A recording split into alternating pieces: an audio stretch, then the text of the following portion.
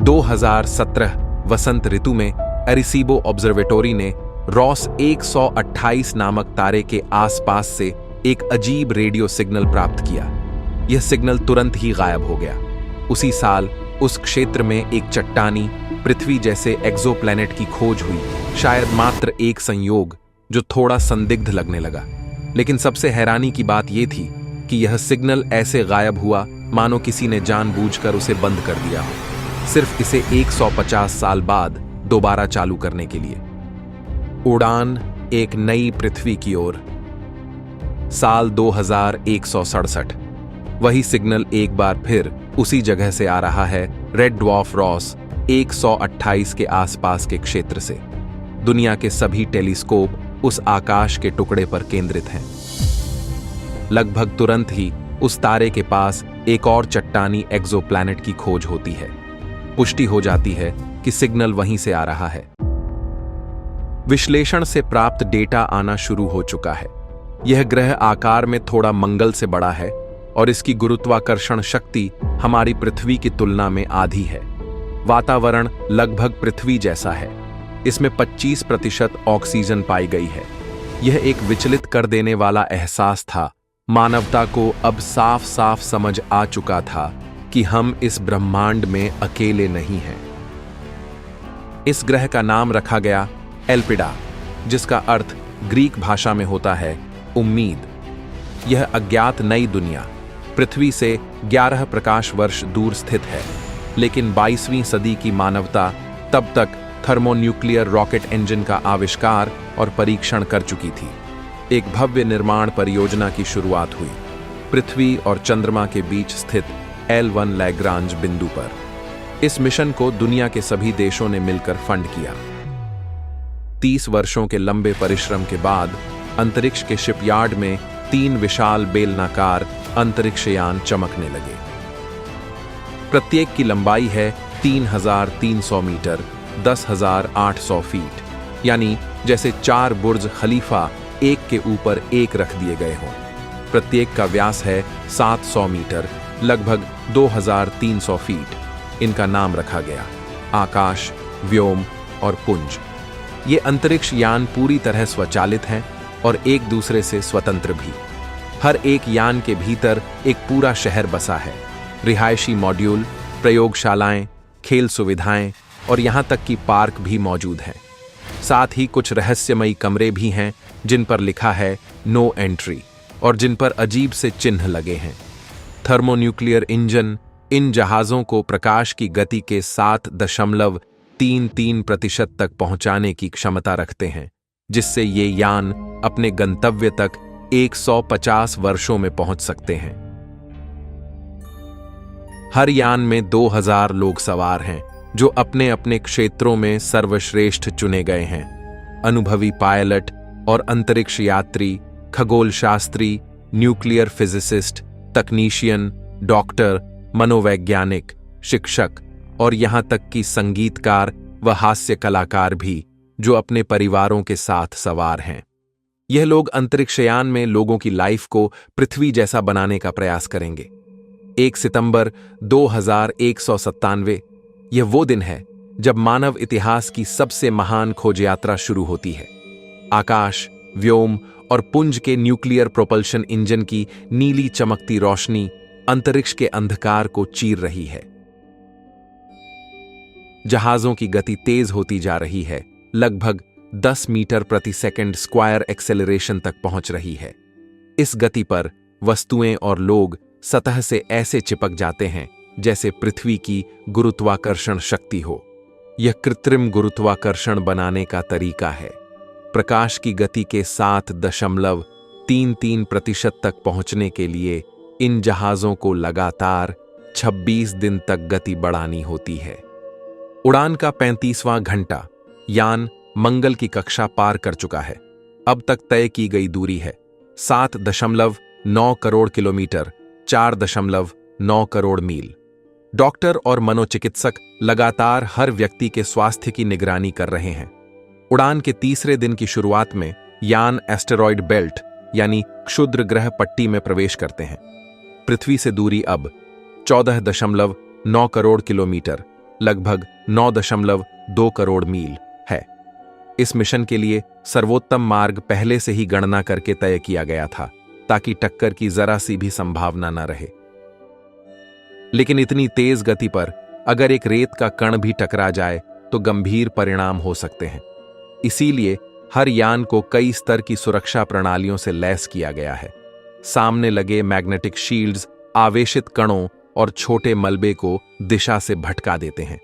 Wall ledgers क्षुद्र ग्रहों के टुकड़ों को तुरंत वाष्पित कर देते हैं। साथ ही स्काउट ड्रोन यान के चारों ओर गश्त करते रहते हैं और खतरे का समय रहते पता लगाते हैं। 5वें दिन यान बृहस्पति की कक्षा पार करते हैं। उस समय उनकी गति होती है लगभग 3500 किलोमीटर प्रति सेकंड, यानी प्रकाश की गति का थोड़ा सा ही 1% से ज्यादा। इतनी गति की कल्पना मानवता ने पहले कभी नहीं की थी। धीरे धीरे सब कुछ अपनी जगह पर आने लगता है। लोग अपनी शिक्षा और शोध गतिविधियां शुरू करते हैं। 11वें दिन यान नेपट्यून की कक्षा पार करते हैं, जो सौरमंडल का सबसे दूर का ग्रह है। पोस्ट लॉन्च सिस्टम चेक पूरे हो जाते हैं। अलग अलग उम्र के लोगों के लिए विशेष प्रशिक्षण सत्र शुरू होते हैं। सोशल सर्विसेज सक्रिय रूप से काम कर रही हैं ताकि यात्रियों का मानसिक स्वास्थ्य बनाए रखा जा सके। अब जीवन धीरे धीरे अपनी नियमित दिनचर्या में ढलने लगा है। आज वह दिन है जब यान प्रकाश की गति के 7.33% की लक्षित रफ्तार तक पहुंचेगा, और इसी के साथ बहुत कुछ बदलने वाला है। हर कोई इस क्षण के लिए तैयार है। हर चीज की गहन जांच हो रही है। सभी संचार चैनल अपनी पूर्ण संचालन तैयारी की घोषणा कर चुके हैं। हर यात्री अपनी निर्धारित जगह पर पहुंच जाता है और खुद को दीवारों से कसकर बांध लेता है। मुख्य इंजन बंद कर दिए जाते हैं। अब यान जड़त्व की वजह से अपनी गति बनाए रखते हैं और यात्री भारहीनता का अनुभव करते हैं। इसके बाद रोटेशनल इंजन सक्रिय होते हैं, जो धीरे धीरे यान को उसके केंद्रीय अक्ष के चारों ओर घुमाते हैं। इस घूर्णन से उत्पन्न केंद्रीय बल के कारण कृत्रिम गुरुत्वाकर्षण पैदा होता है। जब घूर्णन की गति 1.6 चक्कर प्रति मिनट तक पहुंचती है तो पृथ्वी जैसी गुरुत्वाकर्षण शक्ति महसूस होती है। लेकिन इस वजह से जो पहले दीवार थी वही अब फर्श और छत बन चुकी है, और आगे की यात्रा इसी नए ढांचे में तय होगी। अब कुछ अजनबी और अनजाने प्रभाव उभरने लगते हैं। तरल पदार्थ अजीब दिशाओं में बहते हैं और गिरती हुई वस्तुएं अपरिचित ढंग से हिलती हैं। अब जब रोटेशन स्थापित हो चुका है, तब रोटेशनल इंजन बंद कर दिए जाते हैं, क्योंकि अब यान law of conservation of angular momentum के नियम के अनुसार स्वतः घूमते रहेंगे। धीरे धीरे रोजमर्रा की जिंदगी और सामाजिक संरचना स्थिर होने लगती है। उनके मॉड्यूलर डिजाइन की वजह से रिहायशी कैप्सूल्स जल्दी से नए गुरुत्वाकर्षण के अनुसार फिर से व्यवस्थित हो जाते हैं। तकनीकी और सामुदायिक स्थानों को सेमी ऑटोनोमस तरीके से पुनर्गठित किया जाता है। स्कूल, अस्पताल और उत्पादन केंद्र फिर से अपने कामकाज में लग जाते हैं। जीवन यान के हर स्तर पर फल फूल रहा है। प्रत्येक स्तर एक बेलनाकार होता है जो पिछले स्तर के अंदर होता है। जैसे जैसे आप यान के केंद्रीय अक्ष की ओर बढ़ते हैं, कृत्रिम गुरुत्वाकर्षण हर स्तर पर कमजोर होता जाता है। सबसे केंद्र में गुरुत्वाकर्षण बिल्कुल नहीं होता। यहां वे शटल रखे जाते हैं जिनकी जरूरत यान के गंतव्य पर पहुंचने के बाद होती है। मध्यवर्ती स्तरों का उपयोग कम गुरुत्वाकर्षण के प्रभावों का अध्ययन करने के लिए किया जाता है, जैसे कि सूक्ष्म जीव, पौधे, जानवर और यहां तक कि इंसान पर। लोग तरल, गैस और प्लाज्मा पर भी प्रयोग करते हैं। यान के बड़े हिस्सों को रिहेबिलिटेशन सेंटर्स के रूप में भी चिन्हित किया गया है, जहां रोगी थेरेपी लेते हैं और चोट या सर्जरी के बाद स्वस्थ होते हैं। इन केंद्रों में आंशिक गुरुत्वाकर्षण का उपयोग किया जाता है ताकि शरीर पर दबाव कम हो सके। लॉन्च के 1 वर्ष बाद यान अब तक पृथ्वी से लगभग 693 अरब किलोमीटर या लगभग 7 प्रकाश वर्ष दूर पहुंच चुके हैं। कई स्तरों पर खेती स्थापित की जा चुकी है। सफलतापूर्वक एरोपोनिक्स तकनीक का उपयोग किया जा रहा है। यह एक मिट्टी रहित, वायु आधारित पौधों की खेती की विधि है। हर यान में बीजों का बैंक मौजूद है, जिसमें विभिन्न उगाए गए पौधों के बीज रखे गए हैं। साथ ही एक अलग डीएनए बैंक भी है, जिसमें पौधों के डीएनए संग्रहित हैं, ताकि अगर बीज भंडार खत्म हो जाए तो उनका उपयोग किया जा सके। इसके अलावा कुछ पशु प्रजातियों के डीएनए बैंक भी संग्रहित हैं। यह कोई नहीं जानता कि एल्पिडा पर कौन कौन से पौधे और जीव जंतु होंगे, इसलिए भविष्य की कॉलोनी के विकास को सुनिश्चित करना जरूरी है। माइक्रोबायोलॉजिस्ट्स महामारी विज्ञान की स्थिति पर निगरानी रख रहे हैं, क्योंकि बंद पर्यावरण में बैक्टीरिया तेजी से विकास कर सकते हैं और सबसे हानिरहित जीव भी घातक रूप से बदल सकते हैं। इसलिए माइक्रोबायोलॉजिस्ट्स नई उत्परिवर्तित किस्मों से लड़ने के उपाय सक्रिय रूप से खोजते रहते हैं। यह विशेष रूप से महत्वपूर्ण है क्योंकि जल्द ही एक नया महत्वपूर्ण कदम आने वाला है। इस अभियान की तैयारी हो रही है पहले अंतरतारकीय बच्चे के जन्म के लिए। पहली गर्भधारण दर्ज होने के बाद जेनेसिस प्रोटोकॉल सक्रिय किया गया। क्रू को आदेश दिया गया कि वे यान की घूर्णन गति को धीरे धीरे कम करें ताकि कृत्रिम गुरुत्वाकर्षण भी कम हो। जब बच्चा पैदा होगा तब यह गुरुत्वाकर्षण एल्पिडा की गुरुत्वाकर्षण के समान होगा। यान के अंदर की प्रकाश व्यवस्था भी धीरे धीरे बदल रही है। अब दिन की रोशनी पृथ्वी जैसी नहीं रहेगी। नई पीढ़ियां उन परिस्थितियों में पली बढ़ी जाएंगी जो एल्पिडा जैसी हों, ताकि वे वहां आसानी से अडैप्ट हो सकें। उड़ान के पहले वर्ष के अंत तक खुशखबरी पूरे यानों में फैल गई। एक स्वस्थ बच्चे का जन्म हुआ। अब नई मानवता की आबादी 6001 हो गई है। लॉन्च के 10 साल बाद यान में जन्मी पहली पीढ़ी अब स्कूल की उम्र में पहुंच चुकी है। पहली अंतरतारकीय पीढ़ी अपनी व्यापक शिक्षा शुरू करती है। वे बच्चे जो इस यात्रा पर निकले थे अब वयस्क बन चुके हैं। जहाज के क्रू के युवा सहायक अब परिपक्व और अनुभवी विशेषज्ञ बन गए हैं। जो पहले परिपक्व थे वे अब बुजुर्गों में शामिल हो गए हैं। पहला महत्वपूर्ण क्रू परिवर्तन होता है। आर्टिफिशियल इंटेलिजेंस एस्ट्रा अब यान के लिए अनिवार्य बन चुकी है।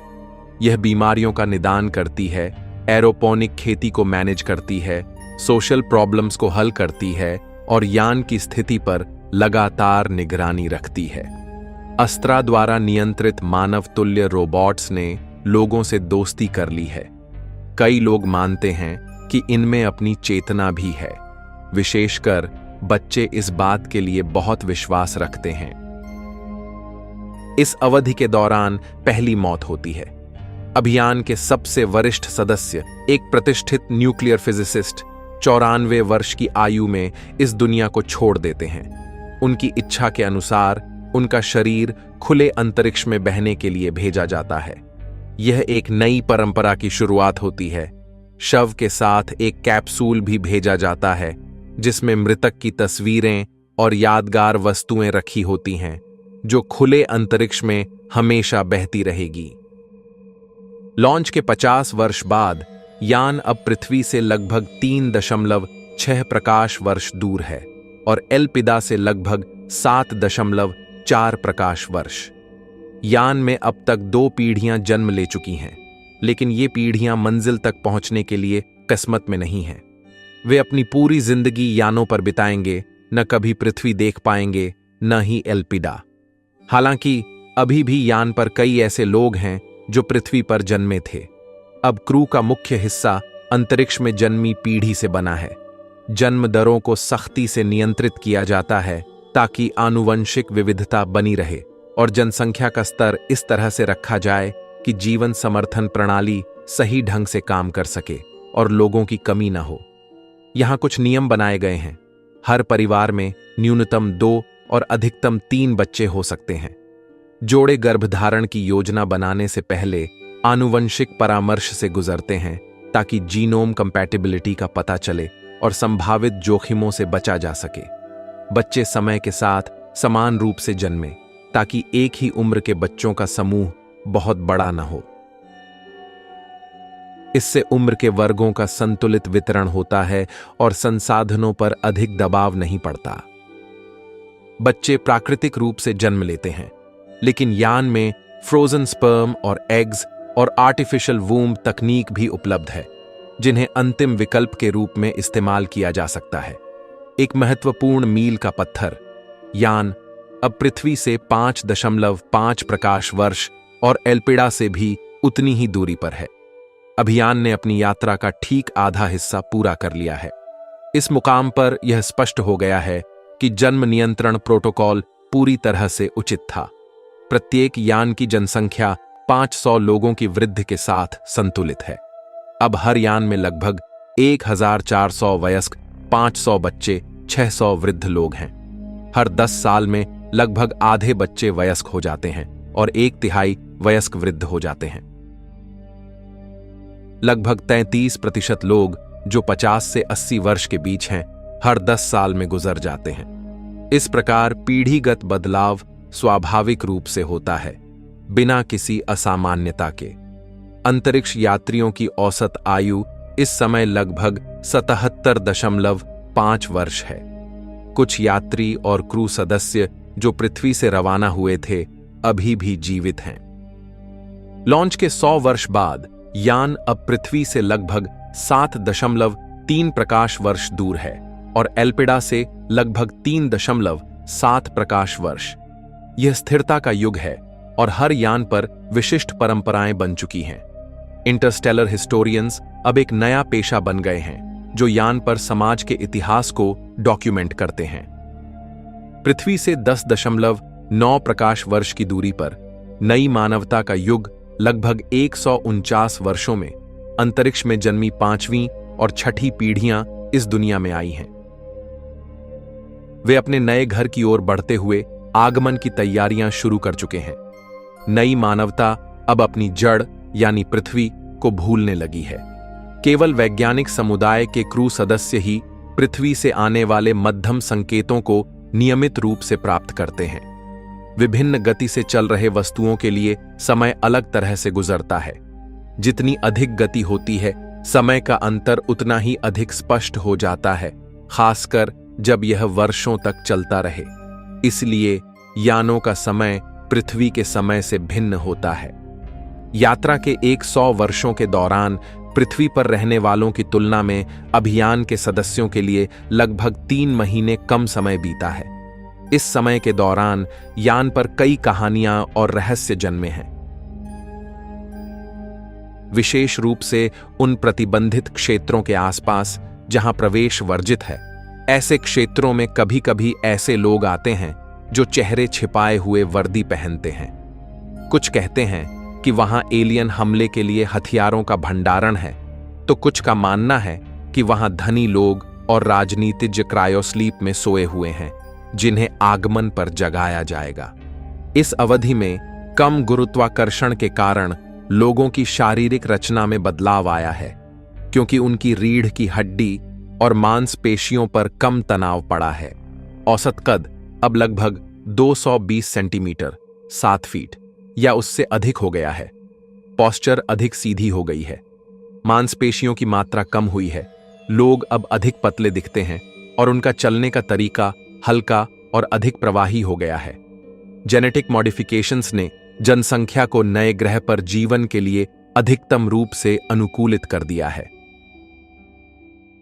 बड़ी आंख के स्लिट्स, बड़ी पुतलियाओं और थोड़े बड़े नेत्र उन्हें मंद प्रकाश में बेहतर दृष्टि प्रदान करते हैं। एक साइड इफेक्ट यह हुआ कि आंखों के आइरिसेस अब एमरल्ड ग्रीन या गोल्डन येलो रंग के हो गए हैं। नई मानवता अब अपने आगमन की तैयारी कर रही है। पोर्ट होल्स से एक छोटा लालिमा वाला बिंदु नंगी आंख से दिखने लगा है। यह दिन ब दिन करीब आ रहा है। एल्पिडा तक पहुंचने में 1 महीने से भी कम समय बचा है।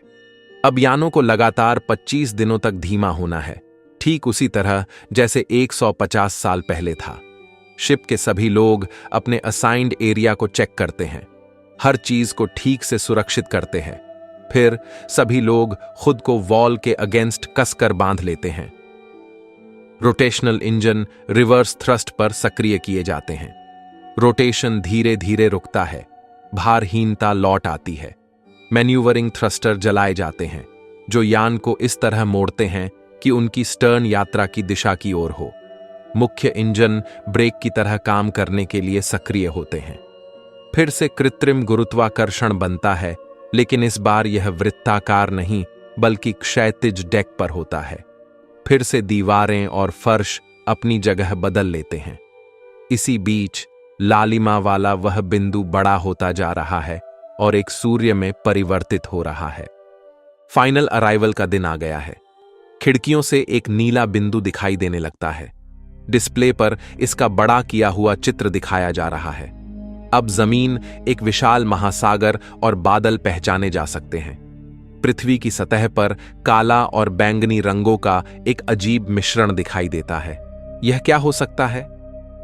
आगमन से 1 घंटा पहले उस सिग्नल का स्रोत खोज लिया जाता है जिसने मानवता को इस यात्रा पर बुलाया था। यह एक ऑर्बिटल बीकन है जिसे किसी अज्ञात सत्ता द्वारा छोड़ा गया था। यान जियोसिंक्रोनस कक्षा में प्रवेश करते हैं और अपनी घुमाव गति शुरू करते हैं, जिससे फिर से फर्श और दीवारें अपनी जगह बदल जाती हैं। यान से प्रोब छोड़े जाते हैं जो ग्रह के विभिन्न क्षेत्रों में उतरते हैं और शुरुआती अन्वेषण करते हैं। पहली तस्वीरें और वीडियो आने लगते हैं।